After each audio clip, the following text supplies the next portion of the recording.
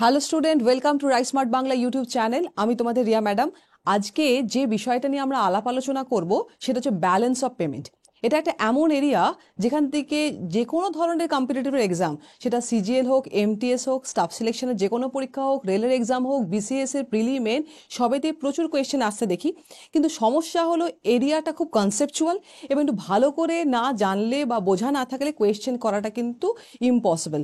তো একটু relatively টাফার area, চেষ্টা করব যতটা সহজভাবে তোমাদেরকে বোঝানো যায়। আশা করি আজকের ক্লাসের পর ব্যালেন্স অফ পেমেন্ট থেকে তোমাদের আর কনসেপশন রিলেটেড কোনো প্রবলেম থাকবে না এবং আশা করি এক্সামে তোমরা খুব ভালোভাবেই এই সমস্ত এরিয়া থেকে যদি কোয়েশ্চেন আসে আরামসে আনসার করতে পারবে।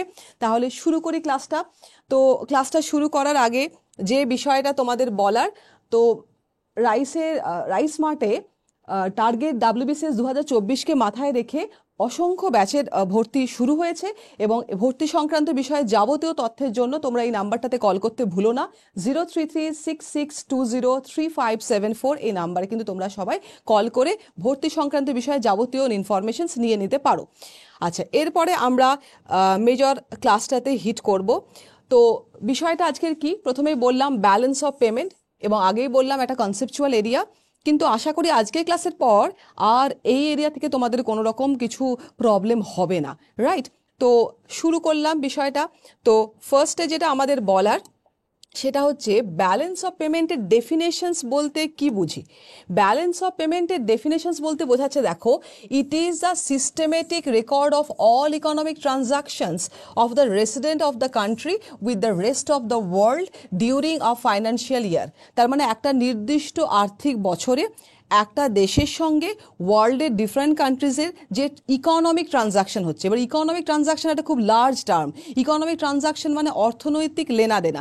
এই অর্থনৈতিক লেনাদেনার মধ্যে গুডস অ্যান্ড সার্ভিসের এক্সপোর্ট ইম্পোর্টও পড়ে। আবার আমি যদি বলি আমি অ্যাব্রড থেকে লোন নিলাম বা অ্যাব্রডে লোন দিলাম, সেটাও পড়ে।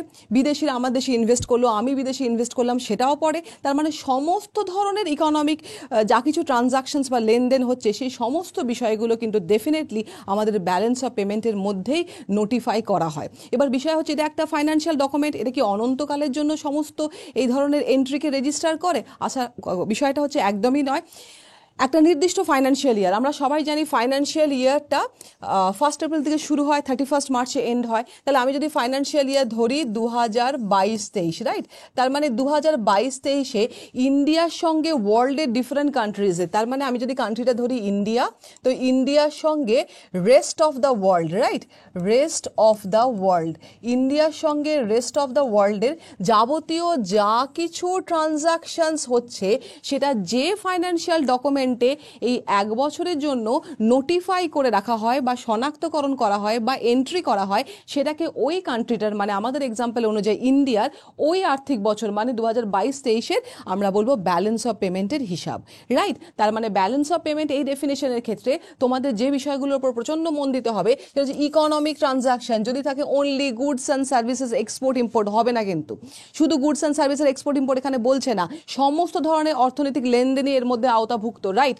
এবং কি বলেছে, resident of the country with the rest of the world, মানে কান্ট্রিটার সঙ্গে ওয়ার্ল্ডের ডিফারেন্ট কান্ট্রিজের যাবতীয় যা কিছু ট্রানজাকশনস, এবং অবশ্যই একটা নির্দিষ্ট ফাইন্যান্সিয়াল ইয়ার হতে হবে।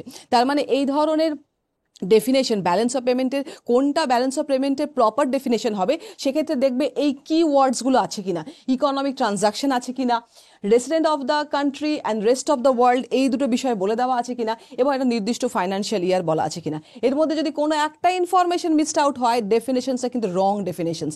তোমাকে প্রশ্ন করা হবে which of the following is a correct definitions of balance of payment. তো এখানে অল্টারনেটিভ অপশনসে নানা রকমের এদিক ওদিক করে দেওয়া থাকবে, একটা অপশনস একদম রাইটলি এই সমস্ত বিষয়গুলোকে তোমরা দেখতে পাবে, তো that will be the right answer. তার মানে আমরা শিখলাম একটা দেশের সঙ্গে ওয়ার্ল্ডের ডিফারেন্ট কান্ট্রিজের বহির্বিশ্বের যাবতীয় যা কিছু ট্রানজাকশন হচ্ছে, এবং সেই ট্রানজাকশন অবশ্যই ইকোনমিক ট্রানজাকশন, সেখানে good service loan advance investment সব পড়বে।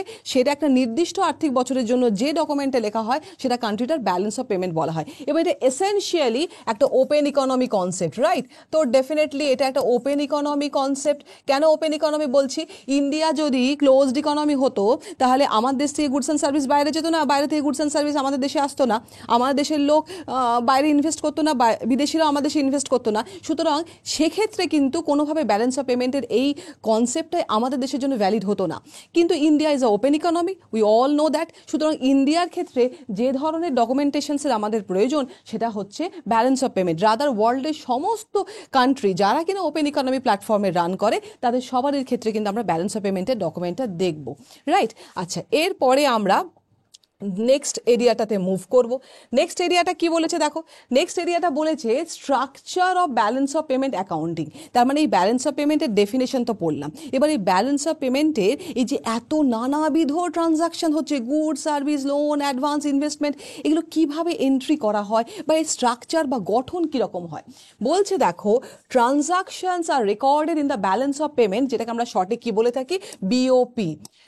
BOP accounts a double entry book keeping system. তাহলে ব্যালেন্স অফ পেমেন্টে কোন থিওরি ফলো করে যাবতীয় এন্ট্রিগুলোকে রাখা হয়? বলা হচ্ছে এটা double entry book keeping system. আমরা যারা কমার্সের স্টুডেন্ট তারা অনেকেই পড়েছি যে কোম্পানির balance sheet double entry book keeping সিস্টেমে হয়। সেই একই মেথডোলজি ফলো করে ব্যালেন্স অফ পেমেন্টেরও যখন আমরা ডকুমেন্টেশন করি, যে মেথডোলজি বা নিয়ম বা যে পদ্ধতি ফলো করি সেটা হচ্ছে double entry book keeping system. Double entry মানে there is two type of entry, one is credit entry, another is debit entry, right? তার মানে যে কোনো একটা এন্ট্রি তো বলছি না, ক্রেডিট এন্ট্রি, ডেবিট এন্ট্রি দুটো যদি এন্ট্রি হয় তাহলে সেটা definitely double entry book keeping সিস্টেমের মধ্যেই পড়বে। নেক্সট কি বলেছে দেখো, each international transaction undertaken by the country will result as a credit entry and debit entry of the equal size. তার মানে এখানে দুটো এন্ট্রি অবভিয়াসলি থাকবে, সেই জন্য তো ডাবল এন্ট্রি, যে ক্রেডিট এন্ট্রিও আছে এবং ডেবিট এন্ট্রিও রয়েছে, রাইট? সুতরাং এইভাবে যাবতীয় যা কিছু ট্রানজাকশনস হচ্ছে সেটা আমরা দুটো প্যানেলের মধ্যে ফেলবো, one is credit entry, another is debit entry. Credit entry বলতে আমরা যেটা বুঝি সেটাকে বলা হয় what goes in. What goes in মানে যেটা আমাদের দেশে আসছে, সেটা মূলত যেটা বোঝায় সেটা হচ্ছে রিসিপ্টস, যা আমাদের দেশে এন্টার করলো। আর ডেবিট এন্ট্রি মানে হচ্ছে what goes out. What goes out মানে যেটা আমাদের দেশ থেকে বেরিয়ে গেল, যেটাকে আমরা এক কথায় বলতে পারি পেমেন্ট, রাইট?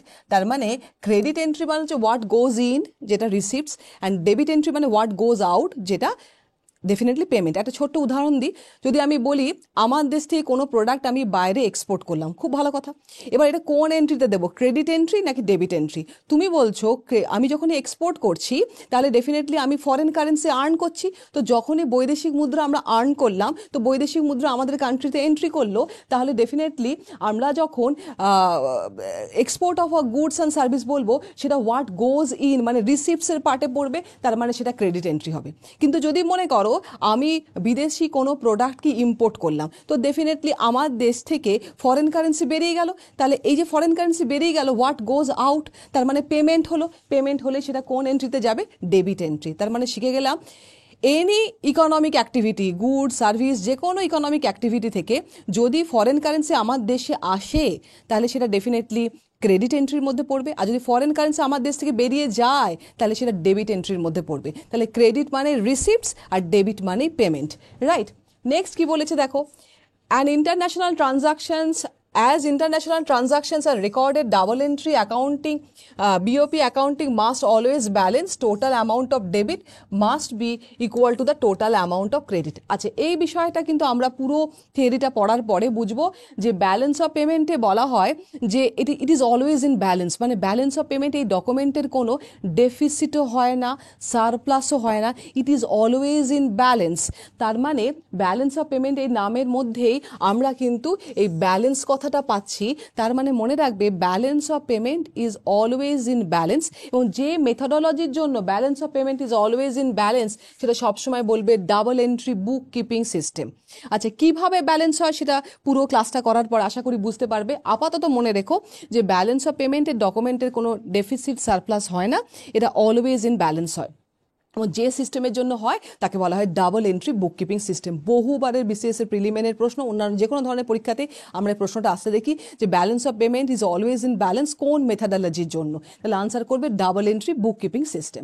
নেক্সট কি বলেছে দেখো, by convention debit items and credit items are entered as a minus sign and plus sign respectively. বুঝতেই পারছো, ডেবিট মানে হচ্ছে হোয়াট গোজ আউট, মানে যেটা পেমেন্ট, যেটা বেরিয়ে যাচ্ছে, তাহলে এটা নেগেটিভ সাইন যাবেই, এবং ক্রেডিট মানে হচ্ছে হোয়াট গোজ গ্রিন, যে বৈদেশিক মুদ্রাটা আমাদের দেশে এন্টার করছে তাহলে এটা ডেফিনেটলি প্লাস সাইনে তো অবশ্যই যাবে। তার মানে আরেকটা জিনিসও শিখে নিলাম যে ক্রেডিট এন্ট্রি অ্যান্ড ডেবিট এন্ট্রির মধ্যে ক্রেডিট এন্ট্রিটা অলওয়েজ আমরা প্লাস সাইনের মধ্যে দেবো এবং ডেবিট এন্ট্রিটা অলওয়েজ আমরা মাইনাস সাইনের মধ্যে দেবো। সুতরাং এগুলো হচ্ছে বেসিক স্ট্রাকচার যেটা ব্যালেন্স অফ পেমেন্ট সম্পর্কে আমাদের একটুখানি জেনে রাখতে হয়। এরপর আমরা এই ব্যালেন্স অফ পেমেন্টের বেসিক স্ট্রাকচারে মুভ করব। তো ব্যালেন্স অফ পেমেন্টের বেসিক স্ট্রাকচার কি বলছে দেখো, বলছে components of BOP. Balance of পেমেন্টের কি কি কম্পোনেন্টস হয়? মূলত দুটো কম্পোনেন্টস হয়, one is current account, another is capital account. এবার এই কারেন্ট অ্যাকাউন্ট ক্যাপিটাল অ্যাকাউন্টের মধ্যে আবার অনেক সাবডিভিশনস রয়েছে। কারেন্ট অ্যাকাউন্টের কটা সাবডিভিশন রয়েছে? 4টে সাবডিভিশন আছে দেখো, export and import of goods, export and import of services, unilateral transfer যেটাকে আমরা বলি ওয়ান ওয়ে ট্রান্সফার,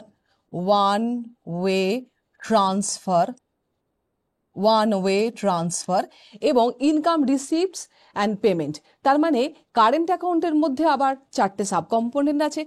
একই রকমভাবে ক্যাপিটাল অ্যাকাউন্টের মধ্যে 3টে সাব কম্পোনেন্ট আছে। কি কি আছে দেখো, বরোয়িং অ্যান্ড লেন্ডিং মানে টাকা ধার দেওয়া ধার নেওয়া সেটা, ইনভেস্টমেন্ট মানে ইনভেস্টমেন্ট বিদেশিরা আমার দেশে করুক আমরা বিদেশে ইনভেস্ট করি সেই বিষয়টা, এবং চেঞ্জ ইন ফরেক্স রিজার্ভ আমাদের বৈদেশিক মুদ্রার ভান্ডারের চেঞ্জ। তো এখানে চেঞ্জ কথাটা ইজ ভেরি ইম্পর্টেন্ট। তো আমাদের বৈদেশিক মুদ্রার ভান্ডারের কাস্টোডিয়ান আমরা সবাই জানি আরবিআই। তো এখানে এন্টায়ার বৈদেশিক মুদ্রার ভান্ডার বলা হচ্ছে না, খুব ইম্পর্টেন্ট কথা। চেঞ্জ কথাটা ভীষণ মনে রাখতে হবে। বৈদেশিক মুদ্রা ভান্ডারের কি চেঞ্জ সেটা কিন্তু ডেফিনেটলি ক্যাপিটাল অ্যাকাউন্টের পার্ট, রাইট? তো আমরা ওয়ান বাই ওয়ান এই প্রত্যেকটা সাব কম্পোনেন্ট পড়বো। তো অ্যাজ এ হোল এই স্ট্রাকচারটা দেখে বুঝতে পারছো যে মেজর কম্পোনেন্ট বলতে দুটো অ্যাকাউন্টকে বোঝায় এবং এই অ্যাকাউন্টগুলোর মধ্যে অনেক সাব কম্পোনেন্ট আছে। অ্যাজ এ হোল টোটাল 7টা সাব কম্পোনেন্টস রয়েছে, রাইট? এবার আমরা ওয়ান বাই ওয়ান প্রত্যেকটা বিষয় নিয়ে আলাপ আলোচনা করব। প্রথমে চলে আসি, components of balance of payment are broadly decomposed or classified into two parts. One is current account, another is capital account, right? যেটা আমরা আগেই দেখলাম।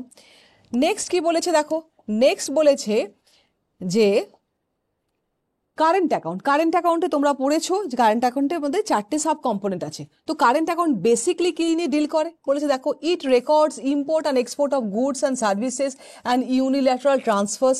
তার মানে আমার দেশ থেকে গুডস অ্যান্ড সার্ভিস বাইরে যাচ্ছে, বাইরে থেকে গুডস অ্যান্ড সার্ভিস আমাদের দেশে আসছে।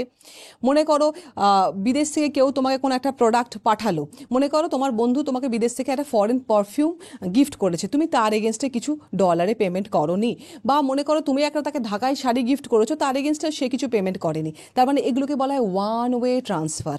তার মানে এগুলো তো দ্বিপাক্ষিক নয়, মানে আমি প্রোডাক্ট দিলাম টাকা পয়সা দিলাম এটা তো কোনো গল্প এখানে নেই, এগুলো ওয়ান ওয়ে। তাহলে এই ধরনের ওয়ান ওয়ে যাবতীয় বিষয়গুলো সেগুলোকে আমরা বলি ইউনিল্যাটারাল, একমুখী ট্রান্সফার বা হস্তান্তর, রাইট? তাহলে এগুলোও নিশ্চয়ই এই ব্যালেন্স অফ পেমেন্টের একটা অংশ, এবং কোন অ্যাকাউন্টের অংশ প্রশ্ন করলে আনসার করবে কারেন্ট অ্যাকাউন্টের অংশ, রাইট? এবার কম্পোনেন্টস অফ কারেন্ট অ্যাকাউন্টের মধ্যে কি কি আছে দেখো, export and import of goods যেটাকে আমরা মার্চেন্ডাইজ ট্রানজাকশন বা ভিজিবল ট্রেড বলি। তাহলে দৃশ্য আমদানি রপ্তানি যখনই বলি বা ভিজিবল ট্রেড যেটাকে বলি, সেটা কোন ধরনের বিষয় নিয়ে ডিল করে? Definitely goods. তাহলে গুডস তো ভিজিবল, তাই না? সার্ভিস তো কখনো ভিজিবল নয়। তার মানে তুমি একটা প্রোডাক্ট কিনছো, তাহলে গুডস আর সার্ভিসের মধ্যে বেসিক ডিফারেন্স কি? আমি যদি বলি গুডস অ্যান্ড সার্ভিসের মধ্যে বেসিক ডিফারেন্স, তুমি বলবে goods are tangible and as well as measurable, তাই না? মানে কোনো একটা প্রোডাক্ট, মনে করো তুমি 1 কেজি পটাটো কিনেছো, তাহলে 1 কেজি এটা যেমন মেজার করা যায় এবং ডেফিনেটলি সেটা তুমি ফিলও করতে পারছো, রাইট? তার মানে এটা ডেফিনেটলি গুডসের মধ্যে পড়বে। কিন্তু মনে করো একজন টিচার বা একজন লয়ার যে বিষয়টা আমাদেরকে ডেলিভার করে থাকেন, তো সেটা কি কোনো রকম measurable units?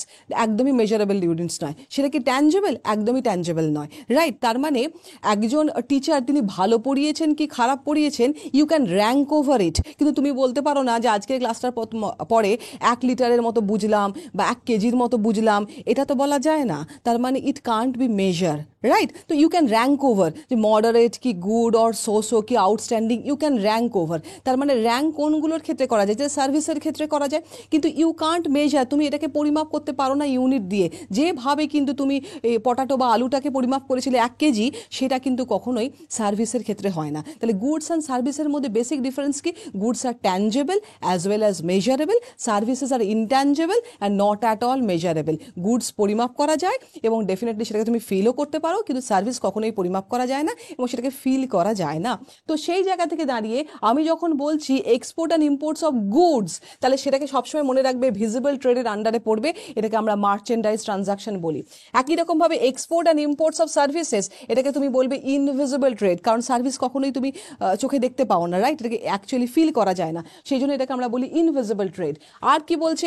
Unilateral or unrequisited transfer to and from abroad, one sided transaction. তার মানে ওই যে কথাটা বললাম, তোমার বন্ধু অ্যাব্রডে থাকে, সে তোমাকে একটা ফরেন পারফিউম গিফট করেছে, তো ডেফিনেটলি তুমি তার এগেনস্টে তাকে কিছু পেমেন্ট করোনি, বা তুমি তাকে একটা কিছু গিফট করেছো, তার এগেনস্টে সেও তোমাকে কিছু পেমেন্ট করেনি, তাহলে এগুলোকে বলা হয় ওয়ান ওয়ে ট্রানজাকশন। কিন্তু আমি যখন বলি export and import of goods, export and imports of services, এগুলো ওয়ান ওয়ে নয়, এগুলো কিন্তু বাইল্যাটারাল, দ্বিপাক্ষিক। কোনো প্রোডাক্ট নিয়েছি, সার্ভিস নিয়েছি, ভাই টাকা পয়সা দিয়েছি, তাহলে এগুলো কিন্তু কোনোভাবে ওয়ান ওয়ে নয়, এটা বোথ ওয়ে। কিন্তু আমি যখন বলি ওয়ান ওয়ে ট্রানজাকশন, তার মানে এটা একমুখী, এটার এগেনস্টে কোনো মানিটারি কাউন্টার ট্রানজাকশন নেই, রাইট?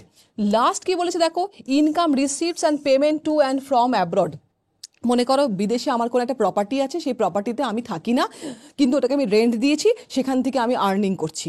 তার মানে এই যে রেন্টের আর্নিংটা, এটা তো ইন্ডিয়ার ভেতরে জেনারেট হচ্ছে না, বিদেশ থেকে তৈরি হওয়া রেন্টটা, সেটা আমি কিন্তু আর্ন করছি ইন্ডিয়ার রেসিডেন্ট হিসাবে, তাহলে এটা কিন্তু আমরা নিশ্চয়ই নেব। একই রকমভাবে কোনো বিদেশি যদি সেই ইন্ডিয়াতে কোনো প্রপার্টি অকুপাই করে সেখান থেকে যদি কোনো কিছু এরকম rent, interest, each and everything, সেটা যদি তিনি আর্ন করেন, তাহলে সেটা ডেফিনেটলি নোটিফাই করা আমাদের দরকার, শনাক্ত করা দরকার। তো সেটাকে বলা হচ্ছে income receipts and payment to and from abroad, এটাকেও আমরা দেব।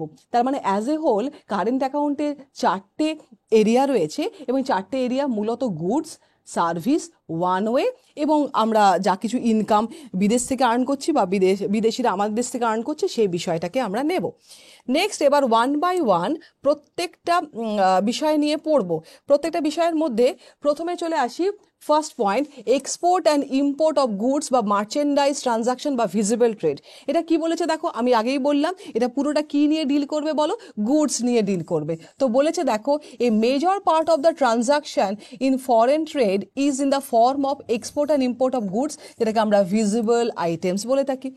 Payment for import of goods is written on the negative side, মানে ডেবিট আইটেম, তাই না? আমি যদি কোনো কিছু পেমেন্ট করে দিই, ইম্পোর্ট করছি মানে আমি প্রোডাক্টে ইম্পোর্ট করছি, তার এগেন্সটে ফরেন কারেন্সিতে আমাকে পে করতে হচ্ছে। এবং তোমাদের বারবার শেখালাম যে আমাদের যদি পেমেন্ট করতে হয়, সেটা অবভিয়াসলি কোন আইটেমের মধ্যে যায়, ডেবিট, হোয়াট গোজ আউট, টাকাটা বেরিয়ে যাচ্ছে, ফরেন কারেন্সি বেরিয়ে যাচ্ছে, তার মানে ডেফিনেটলি সেটা তুমি ডেবিট আইটেমের মধ্যে দেবে। কিন্তু একই রকমভাবে receipts from the export is শোন ইন দ্য পজিটিভ সাইড। কিন্তু আমি কোনো কিছু এক্সপোর্ট করেছি এবং সেখান থেকে বৈদেশিক মুদ্রা আর্ন করেছি, তো বৈদেশিক মুদ্রা আমাদের দেশে এসেছে, কিন্তু তার মানে হোয়াট গোজ ইন, এটা কিন্তু একটা পজিটিভ কম্পোনেন্ট, তাহলে এটা কোনটার মধ্যে যাবে, বারবার শিখিয়েছি ক্রেডিট, তার মানে এটা ক্রেডিট আইটেমের মধ্যে এন্টার করবে। Balance of this visible export and import is known as a balance of trade or trade balance. এবার দেখো, এই যে পরিমাণ তুমি গুডস এক্সপোর্ট করেছো বা যে পরিমাণ গুডস তুমি ইম্পোর্ট করেছো, নট নেসেসারিলি দুটো সমান হবে, মানে সমপরিমাণ গুডস এক্সপোর্ট করেছো, সমপরিমাণ গুড ইম্পোর্ট করেছো, এটা তো হওয়াটা ইউটোপিয়ান, মানে অবাস্তব একটা বিষয়, রাইট? সুতরাং এর মধ্যে প্লাস মাইনাস থাকবেই। তার মানে মনে করো আমার এক্সপোর্টটা গ্রেটার দ্যান ইম্পোর্ট হয়েছে, তার মানে ডেফিনেটলি এখানে আমার ট্রেডের সারপ্লাস হয়ে গেছে। উল্টোটাও হতে পারে, আমার এক্সপোর্টটা কম হয়েছে, ইম্পোর্টটা বেশি হয়েছে, তার মানে এখানে ট্রেডে ডেফিসিট হয়ে গেছে। আর যদি এরকম একটা সিচুয়েশন হয় যে ফর এনি রিজন আমার export of goods and import of goods সমান, তাহলে এটা ব্যালেন্স হয়ে যেতে পারে, যেটা খুবই কম হয়, দেখাই যায় না বললেই চলে। এনিওয়ে, এদের যে ডিফারেন্সটা সেটাকে আমরা বলি balance of trade or trade balance. একটা জিনিস ভীষণভাবে মনে রাখবে, এই ব্যালেন্স অফ ট্রেড তাহলে কোনটার পার্থক্যগুলো বোঝাচ্ছে বলো, export and import of goods, তাই না? Export and import of goods, export and import of goods. মনে রাখবে ব্যালেন্স অফ ট্রেড বা ট্রেড ব্যালেন্স আর ব্যালেন্স অফ পেমেন্ট এক নয়। আশা করি এইটুকুখানি বুঝতে পারছো যে ব্যালেন্স অফ পেমেন্ট অনেক বড় একটা জিনিস, অনেক বড় আমব্রেলা টার্ম, যার মধ্যে কারেন্ট অ্যাকাউন্ট আছে, ক্যাপিটাল অ্যাকাউন্ট আছে, কারেন্ট অ্যাকাউন্টে 4টে পার্ট, ক্যাপিটাল অ্যাকাউন্টে 3টে পার্ট, এই পুরোটা নিয়ে ব্যালেন্স অফ পেমেন্ট। কিন্তু আমি যখন বলি ব্যালেন্স অফ ট্রেড, সেটা কারেন্ট অ্যাকাউন্টে অলরেডি তোমাদের পড়িয়েছি 4টে পার্ট আছে। কারেন্ট অ্যাকাউন্টে 4টে পার্টের একটা পার্টে যেখানে কিনা গুডস রিলেটেড বিষয়গুলো আছে, তাদের যে ডিফারেন্স সেটাকে বলা হয় ব্যালেন্স অফ ট্রেড। তার মানে ব্যালেন্স অফ ট্রেড অনেক ন্যারোয়ার কনসেপ্ট, আর ব্যালেন্স অফ পেমেন্ট অনেক লার্জার কনসেপ্ট। এবার এটা না জানলে তুমি ভাববে যাহাই ব্যালেন্স অফ ট্রেড তাহাই ব্যালেন্স অফ পেমেন্ট, একদম না। তাহলে ব্যালেন্স অফ ট্রেড অনলি গুডসের বিষয়টাকে নিয়ে ডিল করে, এবং সেটা কারেন্ট অ্যাকাউন্টে 4টে কম্পোনেন্টের একটা কম্পোনেন্ট। কিন্তু ব্যালেন্স অফ পেমেন্ট বললে গোটা কারেন্ট অ্যাকাউন্ট, ক্যাপিটাল অ্যাকাউন্ট 7টা কম্পোনেন্ট নিয়ে আলাপ আলোচনা করা হচ্ছে, রাইট? আশা করি বুঝতে পেরেছো ডিফারেন্সটা। এরপরে দেখো একই রকম ভাবে export and import of services, যেটাকে আমরা ইনভিজিবল ট্রেড বলবো, বলেছে দেখো it includes large variety of non factor service known as invisible items sold and purchased by the resident of the country and from the rest of the world. তার মানে definitely আমি বিদেশ থেকে কোনো service নিচ্ছি বা বিদেশিরা আমার দেশ থেকে কোনো সার্ভিস নিচ্ছে, এগুলো সবটাই কিন্তু দ্বিপাক্ষিক। মানে আমি যে সার্ভিসটা বিদেশ থেকে ইম্পোর্ট করছি সেটার জন্য ফরেন কারেন্সি পেমেন্ট করতে হচ্ছে, আবার আমি যে সার্ভিসটা বিদেশে দিচ্ছি, এক্সপোর্ট করছি, তার এগেনস্টে ফরেন কারেন্সি আসছে। তাহলে এই বিষয়টা export and import of services আন্ডারে পড়বে, এবং এটাকে আমরা ইনভিজিবল ট্রেড বলি। মনে রাখবে এখানে বিষয়টা সার্ভিস গুড নয়, রাইট? এবং তুমি বলতে পারো তাহলে এদেরও মধ্যে তো ডেফিসিট সারপ্লাস হতে পারে, অবশ্যই হতে পারে। এবং বলাই বাহুল্য আমরা যখন সার্ভিসটা মানে বাইরে এক্সপোর্ট করছি, তাহলে সেটা ডেফিনেটলি ফরেন কারেন্সি আমাদের দেশে আসছে, তাহলে এক্সপোর্ট অফ সার্ভিস সব সময় ক্রেডিট আইটেমে আসবে। কিন্তু আমি যদি ইম্পোর্ট অফ সার্ভিস করি, তাহলে ডেফিনেটলি ফরেন কারেন্সি আমাদের দেশ থেকে বেরিয়ে যাচ্ছে, সেটা ডেবিট আইটেমে আসবে। সুতরাং এই ক্রেডিট ডেবিটে কোনটা আসবে আর কোনটা আসবে না, এই সম্পর্কে একটা স্বচ্ছ ধারণা যেন থাকে। আমরা যখনই গুডস অ্যান্ড সার্ভিস কোনো কিছু এক্সপোর্ট করি এবং বৈদেশিক মুদ্রা আর্ন করি, বৈদেশিক মুদ্রা আমাদের দেশে এন্টার করে, তাহলে হোয়াট গোজ ইন, তার মানে এটা ক্রেডিট আইটেম এবং এটা পজিটিভ। কিন্তু আমি যদি কখনো জিনিস বিদেশ থেকে ইম্পোর্ট করি বা কোনো সার্ভিস বিদেশ থেকে ইম্পোর্ট করি, তো তার এগেনস্টে ফরেন কারেন্সি বেরিয়ে যায়, হোয়াট গোজ আউট, সুতরাং এটা ডেবিট আইটেম এবং এটা মাইনাস। লজিক কিন্তু সবগুলোর ক্ষেত্রে একই থাকবে, রাইট? এবং একই রকমভাবে দেখো ব্যালেন্স অফ ইনভিজিবল ট্রেড বলতে আমরা কি বুঝবো? ব্যালেন্স অফ ইনভিজিবল ট্রেড বলতে বোঝাচ্ছে তোমরা সার্ভিস যা এক্সপোর্ট করেছো বা সার্ভিস যা ইম্পোর্ট করেছো তাদের মধ্যে পার্থক্যটা, সেটা পজিটিভও হতে পারে, সেটা নেগেটিভও হতে পারে, আবার কোনো কেসে সেটা ব্যালেন্সও হয়ে যেতে পারে, লাইক ব্যালেন্স অফ ট্রেডের মতো, রাইট? তার মানে ব্যালেন্স অফ ট্রেডেও যেমন এটা সারপ্লাসও হতে পারে, ডেফিসিটও হতে পারে, বা এক্সট্রিম কেসে ইকুয়াল হয়ে যেতে পারে। একই রকমভাবে যদি এটা গুডস না হয়ে ইনভিজিবল হয়, সার্ভিস হয়, তো গল্প তো একই রকম থাকবে না? তার মানে মনে করো export of service is greater than import of service, তাই তোমার ওখানে ফরেন কারেন্সি জমে গেল, তাহলে এটা ডেফিনেটলি ইনভিজিবল ট্রেডটা পজিটিভ হয়ে গেল। আবার যদি বলি উল্টোটা, তার মানে এক্সপোর্টটা কম হয়েছে সার্ভিসের, ইম্পোর্ট অফ সার্ভিস বেশি হয়েছে, তাহলে ওখানে ডেফিসিট তৈরি হয়ে গেল। তাহলে গল্পটা কিন্তু মানে বেসিক আইডিয়াটা কিন্তু একই থাকবে, কিন্তু প্রোডাক্টগুলো আলাদা। মানে এখানে আমি পুরো গুডস নিয়ে বলছি, এখানে পুরোটাই সার্ভিস নিয়ে বলা হচ্ছে, রাইট? নেক্সট চলে যাব নেক্সট কম্পোনেন্টসে। নেক্সট কম্পোনেন্টস কি আছে দেখো, নেক্সট কম্পোনেন্টস বলেছে যে ইউনিল্যাটারাল বা unrequisited transfer to and from abroad, যেটাকে আমরা ওয়ান সাইডেড ট্রানজাকশন বলছি। তো যে বিষয়টা আমরা বললাম যে তোমার বন্ধু বিদেশ থেকে তোমায় কোনো একটা প্রোডাক্ট গিফট করেছে, তার এগেন্সে তুমি তাকে পেমেন্ট করছো না, বা তুমি তাকে কোনো প্রোডাক্ট গিফট করেছো, সে তোমাকে পেমেন্ট করেনি, এই ধরনের ওয়ান ওয়ে বিষয়গুলোকেও আমরা নেব। বলেছে দেখো unilateral transfer includes gift, donation, personal remittances and other one way transactions. This refers to those receives and payment which take place without any service in return. তার মানে ডেফিনেটলি আমরা এগুলো পাচ্ছি, কিন্তু তার এগেনস্টে কিন্তু কোনো কিছু আমার আলাদা করে পেমেন্ট করার গল্প থাকছে না। সুতরাং এগুলো কিন্তু ডেফিনেটলি ওয়ান ওয়ে ট্রান্সফারের মধ্যে পড়বে। তো বলাই বাহুল্য, যদি ওয়ান ওয়ে ট্রান্সফার করে তুমি জিনিসটাকে রিসিভ করো, তাহলে সেটা তোমার ক্রেডিট আইটেমের মধ্যে পড়বে। আর যদি তুমি সেটাকে কাউকে গিফট করে দিয়ে দিলে, তার মানে ডেফিনেটলি সেটা তোমার দেশে থাকলো না, তাহলে ডেফিনেটলি সেটা ডেবিট আইটেমের মধ্যে পড়বে, রাইট? নেক্সট কি বলেছে দেখো, নেক্সট নেক্সট বলেছে যে income receives and payment to and from abroad, তো বলাই বাহুল্য, যদি বিদেশে আমার কোনো প্রপার্টি থেকে আমার আর্নিং হয় তাহলে ডেফিনেটলি ফরেন কারেন্সি ইন্ডিয়াতে আসছে, তাহলে সেটা ক্রেডিট আইটেমের মধ্যে আসবে। আর বিদেশিরা যদি আমাদের দেশে কোনো প্রপার্টি হোল্ড করে সেখান থেকে টাকা পয়সা নিয়ে চলে যাচ্ছে, তাহলে সেটা ডেফিনেটলি ডেবিট আইটেমের মধ্যে আসবে। বলেছে দেখো it includes investment income in the form of interest, rent, profit. তার মানে আমরা জানি ফ্যাক্টরস অফ প্রোডাকশন কী কী হয় বলো, আমরা একদম প্রথম থেকে পড়েছিলাম factors of production. Factors of production মূলত চারটে হয়: land, labour, capital and organisation. Land, labour, capital, আর কি আছে বলো, অর্গানাইজেশন। তার মানে ল্যান্ডের জন্য যেটা পাওয়া যায় সেটা হচ্ছে রেন্ট, লেবারের জন্য ওয়েজ, ক্যাপিটালের জন্য রেট অফ ইন্টারেস্ট, আর অর্গানাইজার নিজের জন্য যেটা রাখে সেটা হচ্ছে প্রফিট। তাহলে এই যে ফ্যাক্টরস অফ প্রোডাকশনের যাবতীয় যা কিছু আর্নিং, সেটা কিন্তু ডেফিনেটলি এই 4 নম্বর কম্পোনেন্টসের মধ্যে আসবে। সেই জন্য তুমি সেখানে ইন্টারেস্ট, রেন্ট, প্রফিট এই কথাগুলো পেয়েছো।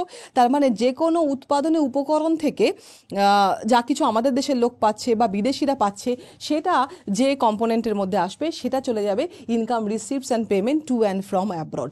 তো এখানে এসে ব্যালেন্স অফ পেমেন্টের কারেন্ট অ্যাকাউন্টের 4টে পার্ট কমপ্লিট। তাহলে মূলত পার্টগুলোর মধ্যে আমরা গুডস দেখলাম, সার্ভিস দেখলাম, ওয়ান ওয়ে ট্রান্সফার দেখলাম এবং ইনকাম রিসিভস অ্যান্ড পেমেন্ট, যেগুলো ফ্যাক্টর ইনকাম নিয়ে বলা হয়েছে, রাইট। এরপর আমরা যে পার্টটাতে মুভ করব, that is all about regarding capital account, right. Capital account ব্যাপারটা কি, দেখো এত পড়াশোনার মধ্যে একবারও কিন্তু কারেন্ট অ্যাকাউন্টে কোথাও লোনস, অ্যাডভান্স এগুলোর কোনো কথা আমরা শুনিনি। আচ্ছা, বিষয় হচ্ছে লোনস অ্যাডভান্সের বিষয়টা তো আলাপ আলোচনা করা দরকার, বা বিদেশিরা আমার দেশে ইনভেস্ট করছে, আমি বিদেশে ইনভেস্ট করছি, সেটাও একটু ভাবনা চিন্তা করা দরকার। তাহলে এগুলো কোন অ্যাকাউন্টে আসে? মনে রাখবে এগুলো এক্সক্লুসিভলি ব্যালেন্স অফ পেমেন্টের ক্যাপিটাল অ্যাকাউন্টের পার্ট।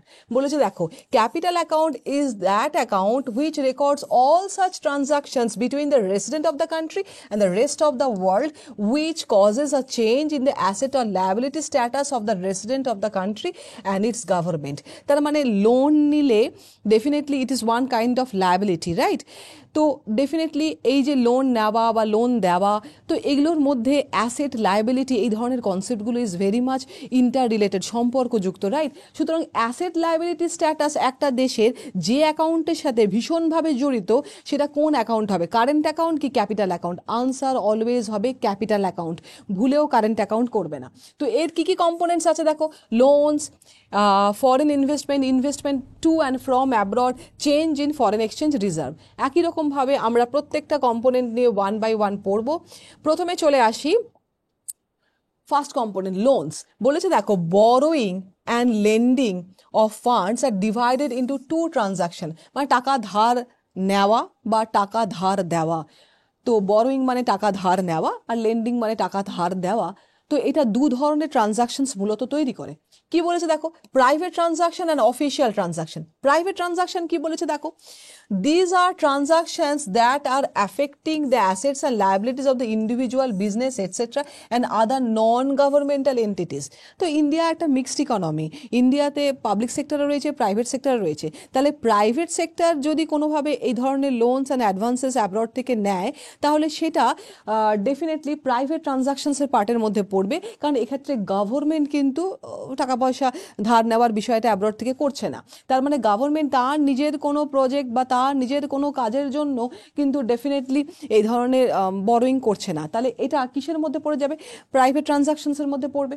কিন্তু যদি আমি বলি অফিসিয়াল ট্রানজাকশন, তার মানে বুঝতে পারছো that affect the assets and liabilities of the government and it's agencies. তাহলে গভর্নমেন্ট যখন এই টাকা পয়সাগুলো ধার দেওয়া, ধার নেওয়া এগুলো করছে, এগুলো কিসের মধ্যে পড়বে, এগুলো অফিসিয়াল ট্রানজাকশনসের মধ্যে পড়বে। তার মানে শিখলাম ইন্ডিয়া বিইং আ মিক্সড ইকোনমি, যেখানে পাবলিক সেক্টর রয়েছে, প্রাইভেট সেক্টর রয়েছে, তো প্রাইভেট পার্টি যখন এই টাকা ধার দেওয়া, ধার নেওয়া এগুলো করবে, তাহলে সেটা কোনটার মধ্যে পড়বে, প্রাইভেট ট্রানজাকশনসের পার্ট।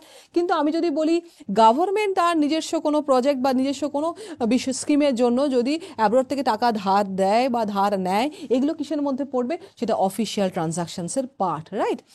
নেক্সট যেটা চলে আসবো, নেক্সট বলেছে দেখো নেক্সট পয়েন্ট হয়েছে investment to and from abroad, তার মানে আমরা বিদেশে ইনভেস্ট করি, বিদেশিরা আমার দেশে ইনভেস্ট করে, সেটা কিসের মধ্যে আসবে? তার মানে এক্ষেত্রে একটা জিনিস তোমাকে মনে রাখতে হবে যে আমরা বিদেশে ইনভেস্ট করি বা বিদেশিরা আমার দেশে ইনভেস্ট করে, সেক্ষেত্রে এই ইনভেস্টমেন্ট কত রকমের হয়ে থাকে। মূলত আমরা যেগুলো জানি এফডিআই, এফপিআই এগুলো হয়ে থাকে। এফডিআই মানে হচ্ছে সরাসরি বৈদেশিক বিনিয়োগ, তার মানে বিদেশিরা আমাদের দেশে কোনো প্রোডাকশনের কাজে যদি ডাইরেক্টলি পার্টিসিপেট করে তখন সেটাকে বলা হয়ে থাকে এফডিআই। ঠিক আছে, এটা মোর স্টেবল, মানে কোন রকম খুব ক্রাইসিস না হলে তারা আমাদের দেশ থেকে ইনভেস্টমেন্টটা ওরকমভাবে তুলে নিয়ে যায় না। কিন্তু আমি যদি বলি এফপিআই, সেটা কিন্তু অত্যন্ত ভোলাটাইল, মানে বিদেশিরা যদি আমার দেশের শেয়ার বাজারে ইনভেস্ট করে, আমাদের দেশে বিভিন্ন কোম্পানি শেয়ার, বন্ড, ডিবেঞ্চার এগুলো কেনে, তাহলে ডেফিনেটলি সেটা যেটার মধ্যে পড়বে সেটাকে বলা হয় এফপিআই, রাইট? তো এফপিআই কিন্তু বা ফরেন পোর্টফোলিও ইনভেস্টমেন্ট কিন্তু অনেক ভোলাটাইল। ভোলাটাইল মানে হচ্ছে ডেফিনেটলি মনে রাখবে যেভাবে তুমি শেয়ার বাজারটাকে দেখো, তাই না? যদি শেয়ার বাজার ভালো হয় তুমি ইনভেস্ট করবে, যদি শেয়ার বাজার কোলাপসিং হয় তুমি ইনভেস্টমেন্টটা তুলে নেবে। তো এই ধরনের যারা বিদেশি বিনিয়োগকারী তারাও তো প্রত্যেকটা দেশের শেয়ার বাজারে স্টেবিলিটি দেখে ইনভেস্ট করে, যদি স্টেবিলিটি ভালো হয় ইনভেস্ট করবে, আর যদি মনে করে স্টেবিলিটি খারাপ তাহলে সেখান থেকে ইনভেস্টমেন্টটা রাতারাতি তুলে নেবে।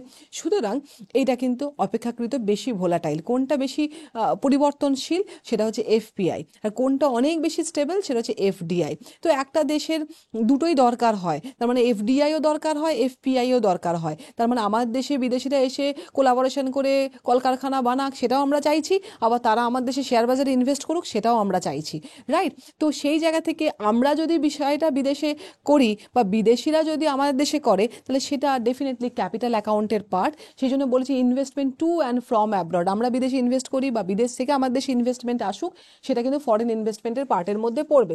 এবার বুঝতেই পারছো বিদেশিরা যদি আমার দেশে ইনভেস্ট করে তাহলে ফরেন কারেন্সি আমাদের দেশে আসছে, তাহলে ডেফিনেটলি এটা ক্রেডিট আইটেম। কিন্তু আমরা যদি বিদেশে ইনভেস্ট করি তাহলে আমার দেশ থেকে ফরেন কারেন্সি বেরিয়ে যাচ্ছে, তাহলে তোমরা জানো হোয়াট গোজ আউট মানে ডেবিট, তার মানে নেগেটিভ আইটেমের মধ্যে পড়বে। বলেছে দেখো investment by the rest of the world in shares and Indian companies and real estate in India etcetera, such investment from abroad মানে বিদেশ থেকে আসছে, from abroad are recorded as the positive বা credit side as they bring foreign exchange, তারা বিদেশি মুদ্রা নিয়ে আসছে বলে আমরা এটা পজিটিভ আইটেমে বা ক্রেডিট আইটেমের মধ্যে দেব। এবং বলেছে দেখো investment by the Indian resident in the share and foreign companies and the real estate abroad etcetera, such investment to abroad, তাহলে ফ্রম অ্যাব্রড আর টু অ্যাব্রড কথাটা দেখবে, টু অ্যাব্রড মানে আমরা বিদেশে করছি, are recorded as a negative বা debit side and such lead to the outflow of the foreign exchange, তাহলে বিদেশি মুদ্রা আমাদের দেশ থেকে যদি বেরিয়ে যায় ইনভেস্টমেন্ট পারপাসে তাহলে সেটা ডেবিট আইটেম, আর যদি আমাদের দেশে এন্ট্রি করে তাহলে সেটা ক্রেডিট আইটেমের মধ্যে পড়বে। তো এইভাবে ইনভেস্টমেন্ট বা বিনিয়োগটাকেও তুমি ক্রেডিট ডেবিট দুটো ভাগেই কিন্তু দেখতে পারো। এরপরে আমরা নেক্সট যে আইটেমটাতে মুভ করব সেটা হচ্ছে change in foreign exchange reserve, যেটা ব্যালেন্স অফ পেমেন্টের লাস্ট আইটেম। এবং balance of payment as a whole তো কারেন্ট অ্যাকাউন্ট, ক্যাপিটাল অ্যাকাউন্ট দুটো অ্যাকাউন্ট নিয়ে ডিল করে। তো কারেন্ট অ্যাকাউন্টে 4টে কম্পোনেন্ট পড়েছো, ক্যাপিটাল অ্যাকাউন্টে তোমরা 3টে কম্পোনেন্ট দেখেছো, তার মধ্যে অলরেডি 2টো কম্পোনেন্ট ক্যাপিটাল অ্যাকাউন্টে তোমাদের পড়া হয়ে গেছে। তো ক্যাপিটাল অ্যাকাউন্টের লাস্ট কম্পোনেন্ট ছিল change in foreign exchange reserve, rather balance of পেমেন্টেরও টোটাল সামগ্রিক কম্পোনেন্টের লাস্ট কম্পোনেন্ট ছিল change in foreign exchange reserve. আচ্ছা এই বিষয়টা কি? আচ্ছা এই বিষয়টা বলতে গেলে প্রথমে একটা জিনিস আমি তোমাদের বলি, সেটা হচ্ছে আমরা এতটুকু শিখলাম যে ব্যালেন্স অফ পেমেন্টের 2টো এন্ট্রি বলেছে, তাই না? Double entry book keeping system বলেছে। তাহলে একদিকে তুমি নেবে ক্রেডিট আইটেম, ক্রেডিট, আর একদিকে হচ্ছে তোমার ডেবিট।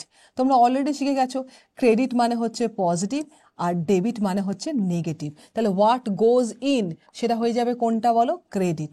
তাহলে হোয়াট গোজ ইন সেটা হচ্ছে ক্রেডিট, আর ডেবিট হচ্ছে হোয়াট গোজ আউট, যেটা বেরিয়ে গেল সেটা হচ্ছে ডেবিট। খুব ভালো কথা। এবার তুমি এতগুলো যে বিষয়গুলো পড়েছো, তার মানে export and import of goods, export and import of service, one way transfer, তারপরে ফ্যাক্টর ইনকাম, তারপরে ইনভেস্টমেন্ট, তারপরে লোন, এই যাবতীয় বিষয়গুলোকে তুমি 2টো ভার্টিক্যালের মধ্যে ফেলে দিতে পারো, one is credit and another is debit. কিভাবে ফেলবে? আমি যদি বলি ক্রেডিট আইটেমের মধ্যে আমি প্রথমে লিখবো এক্সপোর্ট অফ গুডস, কোনো অসুবিধা নেই। তার কারণ হচ্ছে আমি যখন এক্সপোর্ট করি ফরেন কারেন্সি আমাদের দেশে আসে, ঠিক আছে? এক্সপোর্ট অফ গুডস আমরা যখন এক্সপোর্ট করি কোনো জিনিস, ফরেন কারেন্সি আমাদের দেশে আসে, তাহলে মানে ডেফিনেটলি সেটা কোন আইটেমের মধ্যে পড়বে? Credit item. একই রকমভাবে আমি যদি বলি ইম্পোর্ট অফ গুডস, সেটার জন্য ফরেন কারেন্সি তোমার দেশ থেকে বেরিয়ে যায়, তাহলে সেটা ডেবিট আইটেমের মধ্যে পড়বে। আবার যদি আমি বলি export of services, export of services, তাহলে সেটা কিসের মধ্যে পড়বে বলো? ক্রেডিট আইটেমের মধ্যে পড়বে। আমি যদি বলি ইম্পোর্ট অফ সার্ভিসেস, তাহলে সেটা কিসের মধ্যে পড়বে বলো? ডেফিনেটলি ডেবিট আইটেমের মধ্যে পড়বে। আবার যদি ওয়ান ওয়ে ট্রান্সফার, যেটা আমাদের দেশে এসছে ফ্রম অ্যাব্রড, তাহলে আমি যদি বলি one way transfer, one way transfer from abroad, বিদেশ থেকে আমাদের দেশে এসেছে, তার মানে ডেফিনেটলি আমাদের দেশে এসছে, তাহলে সেটা ক্রেডিট আইটেম। কিন্তু আমি যদি বলি one way transfer to abroad, অ্যাব্রডে দিলাম, তাহলে তো বেরিয়ে গেল, তাহলে কোনটার মধ্যে দেবে তুমি? ডেবিট আইটেমে দেবে। তার মানে একটা জিনিস আশা করি বুঝতে পারছো, এই প্রত্যেকটা জিনিসের আমরা ক্রেডিট এবং ডেবিট দুটো কিন্তু বিষয় ক্রিয়েট হচ্ছে, এবং প্রত্যেকটা এন্ট্রি মানে export and import of goods and services, export and import of মানে আমরা export and imports of goods and service, তেমনি ওয়ান ওয়ে ট্রান্সফার, এগুলো সবগুলো থেকে আমরা দুটো এন্ট্রি তৈরি হয়, one is credit entry and another is debit entry. তার মানে আমরা তো বেসিক্যালি প্রথমে থিওরিটা পড়লাম, কিন্তু আমরা এটা বুঝতে চাইছি এবার যে এই যে export and import of goods আমরা কিভাবে ক্রেডিট ডেবিট এই চার্টের মধ্যে ফেলবো, export and import of service এটা আমরা কিভাবে এই ক্রেডিট ডেবিট এন্ট্রিটার মধ্যে ফেলবো, ওয়ান ওয়ে ট্রান্সফার কিভাবে আমরা ক্রেডিট ডেবিট এন্ট্রিটার মধ্যে ফেলবো। তো এটা হচ্ছে সেই ওয়েজ, এইভাবে করা হয়। পরিষ্কার কথা মনে রাখবে, যার জন্য বিদেশি মুদ্রা আমাদের দেশে আসে সেটা ক্রেডিট আইটেম, আর যার জন্য বিদেশি মুদ্রা আমাদের দেশ থেকে বেরিয়ে যায় সেটা হচ্ছে ডেবিট আইটেম, রাইট? সুতরাং এইভাবে তুমি সমস্ত এন্ট্রিগুলোই দিতে পারো। আমি যদি বলি ইনকাম ফ্রম ফ্যাক্টর ইনকাম, আমি যদি বলি ফ্যাক্টর ইনকাম ফ্রম অ্যাব্রড, বিদেশ থেকে ফ্যাক্টর ইনকাম আমাদের দেশে এসছে, তো ডেফিনেটলি এটা ক্রেডিট। আমি যদি বলি factor income to abroad, to abroad, তাহলে তুমি বলবে সেটা ডেবিট আইটেমের মধ্যে চলে যাবে। একই রকমভাবে আমি যদি বলি লোনসটা আমাদের দেশে এসছে, লোনস ফ্রম অ্যাব্রড, বিদেশ থেকে আমাদের দেশে লোন এসছে, তাহলে লোন এসেছে এটার জন্য আমাদের দেশে ডেফিনেটলি ফরেন কারেন্সির পরিমাণ বেড়েছে, তাহলে তুমি সেটাকে ক্রেডিটের মধ্যে দেবে। কিন্তু আমি যদি বলি লোনস টু অ্যাব্রড, আমি বিদেশে লোন দিয়েছি, তাহলে ডেফিনেটলি ফরেন কারেন্সিটা বেরিয়ে যাচ্ছে, সুতরাং তুমি ডেবিট আইটেমে দেবে। তো এক্ষেত্রে সবারই একটা জেনারেল মিসকনসেপশন কি হয়ে থাকে যে আমি বিদেশ থেকে তো লোন নিয়েছি, তাহলে এটা তো আমার দায়ভার, এটা তো আমার লায়াবিলিটি, তাহলে কি এটাকে ক্রেডিট আইটেমে দেব? ওই লায়াবিলিটির কথা এখানে ভাববেই না, এটা একটা পিওর অ্যাকাউন্টিং হিসাব। পরিষ্কার কথা, বৈদেশিক মুদ্রা আমাদের দেশে এলে সেটাকে আমি ডেফিনেটলি ক্রেডিট আইটেমে দেব, আর যদি বেরিয়ে যায় ডেবিট আইটেমে দেব।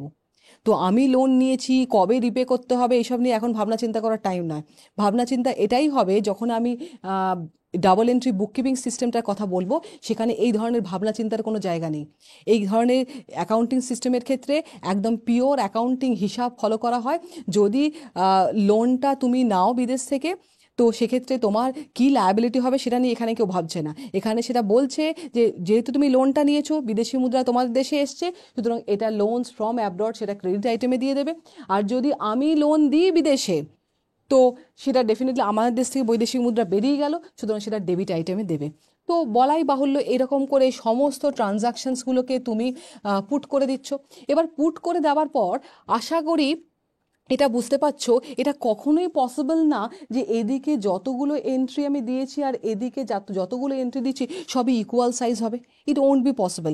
তাহলে আমার এক্সপোর্ট অফ গুডসও যা, ইম্পোর্ট অফ গুডের পরিমাণও তাই, এক্সপোর্ট অফ সার্ভিসও যা, ইম্পোর্ট অফ সার্ভিসও তাই, এটা তো সম্ভবপর নয়। তাহলে কি করে আমি ব্যালেন্স অফ পেমেন্টটাকে ব্যালেন্সে আনবো? কারণ আমরা প্রথমেই তো বললাম যে balance of payment is always in balance, always in balance. আমরা প্রথমেই বললাম যে ব্যালেন্স অফ পেমেন্ট সবসময় ব্যালেন্সে থাকে।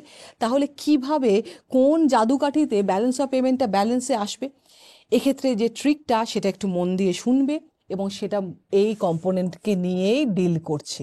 রাইট, মানে change in foreign exchange reserve এই কম্পোনেন্টকে নিয়ে ডিল করছে। মনে করা যাক এই ক্রেডিট ডেবিট এই সমস্ত হিসাব নিকাশ করে তুমি দেখলে যে তোমার $200 বিলিয়ন মনে করো তোমার সারপ্লাস হয়ে গেল। তাহলে হতেই পারে সেক্ষেত্রে আমি বলবো যে আমার ক্রেডিট পার্টটা অনেক high rather than debit part, সুতরাং আমার বৈদেশিক মুদ্রা স্টোর হয়ে গেছে বেশি। যদি স্টোর হয়ে যায়, আমরা কি জানি ব্যালেন্স অফ পেমেন্ট সবসময় ব্যালেন্সে থাকতে হয়, তাহলে এখানে মাইনাস একটা $200 বিলিয়ন এন্ট্রি দিতে হবে। তুমি বলবে যে মানে হঠাৎ করে যে টাকাটা জমে গেল সেটাকে আপনি -$200 বিলিয়ন আবার কি করে করলেন? মানে এটা কি জাস্ট হিসাব মেলাবার জন্য করলেন? তো বিষয়টা হচ্ছে হিসাব মেলাবার জন্য করলাম, কিন্তু বাস্তবে কি হয় দেখো, যদি আমি এখানে -$200 বিলিয়ন দিয়ে দিই তাহলে এটা জিরো হয়ে যাবে। এবারে -$200 বিলিয়ন গল্পটা কি, যখনই আমার এখানে $200 বিলিয়ন জমে যাচ্ছে, আমাদের ফোরেক্সের রিজার্ভারকে, আমাদের ফোরেক্সের কাস্টোডিয়ান হলো আরবিআই, রাইট? এবার আরবিআই তখন কি করবে জানো, এই +$200 বিলিয়ন নিজের ফোরেক্স রিজার্ভে এন্টার করিয়ে দেবে। তার মানে আরবিআইয়ের কাছে ফোরেক্স রিজার্ভ কি হবে বলো, বেড়ে যাবে। তো আরবিআইয়ের কাছে যেই ফোরেক্স রিজার্ভ বেড়ে যাবে, তার মানে ডেফিনেটলি এটা আর এখানে পড়ে নেই, ওই ব্যালেন্স শিটে আর পড়ে নেই, তাহলে এখানে -$200 বিলিয়ন এন্ট্রি হয়ে গেছে, সুতরাং এটা কি হয়ে যাবে বলো, জিরো হয়ে যাবে। তার মানে আমাদের বৈদেশিক মুদ্রার ভান্ডার কি হবে বলো, বেড়ে যাবে। ঠিক আছে, তাহলে এটাকেই বলা হয় চেঞ্জ ইন ফোরেক্স রিজার্ভ।